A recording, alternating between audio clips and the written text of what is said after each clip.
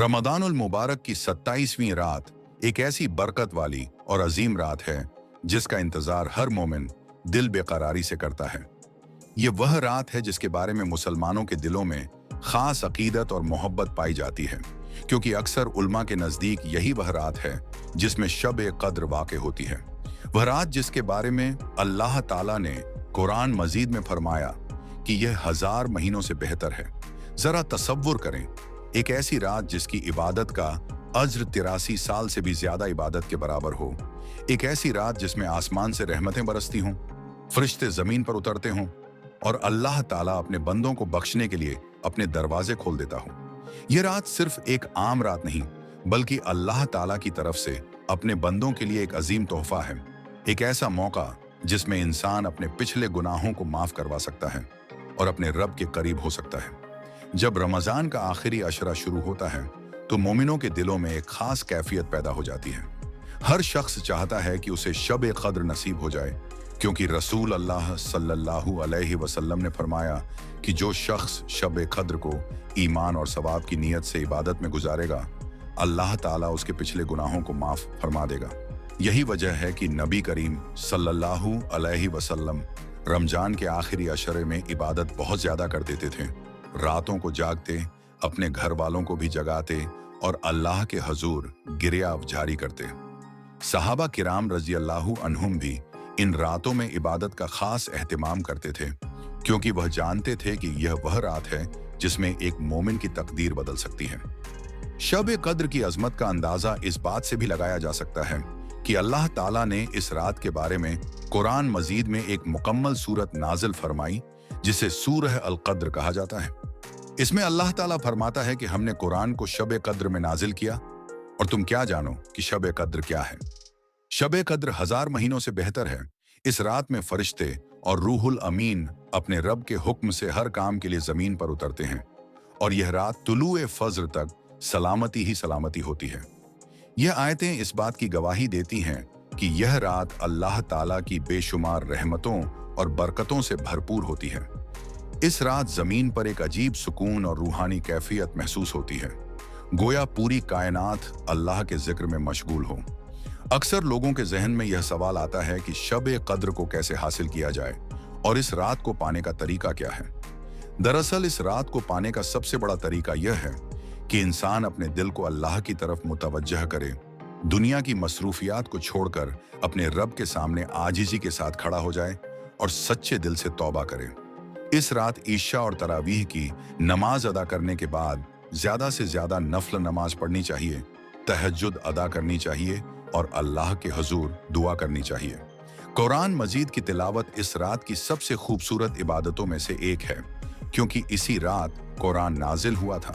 जब एक मोमिन खामोशी से कुरान की तिलावत करता है तो उसके दिल में एक अजीब नूर पैदा होता है और उसकी रूह को सुकून मिलता है। शब-ए-क़द्र की रात में दुआ की बहुत ज्यादा अहमियत है, क्योंकि इस रात दुआएं खास तौर पर कबूल होती हैं। इंसान को चाहिए कि वह अल्लाह ताला से अपने गुनाहों की माफी मांगे, अपने दिल की तमाम हाजात बयान करे, अपने वालिदैन के लिए दुआ करे, अपनी औलाद के लिए दुआ करे और पूरी उम्मत मुस्लिमह के लिए खैर व बरकत की दुआ करे।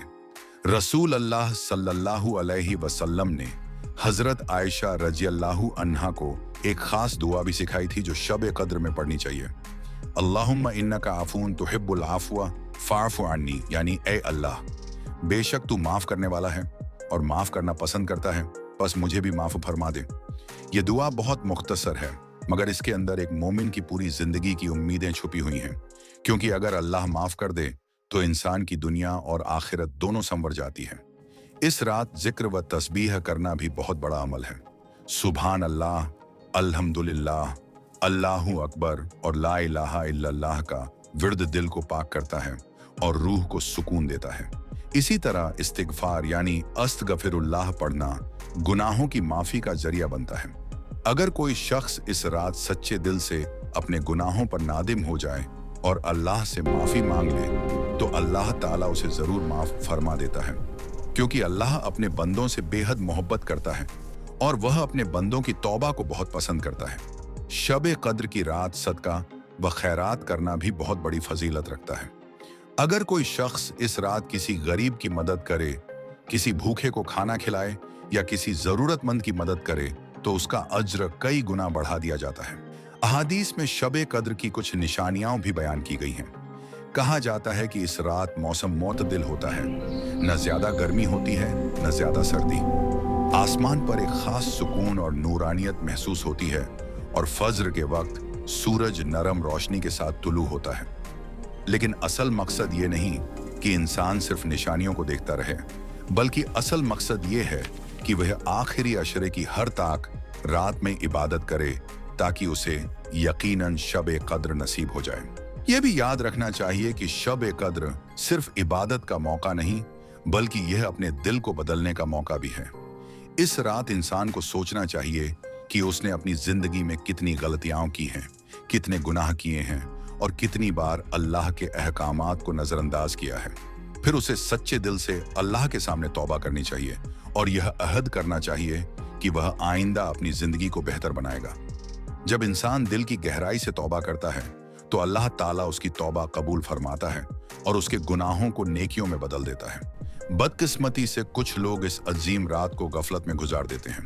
कोई मोबाइल में मशगूल रहता है, कोई फजूल बातों में वक्त गुजार देता है और कोई नींद में सारी रात गुजार देता है।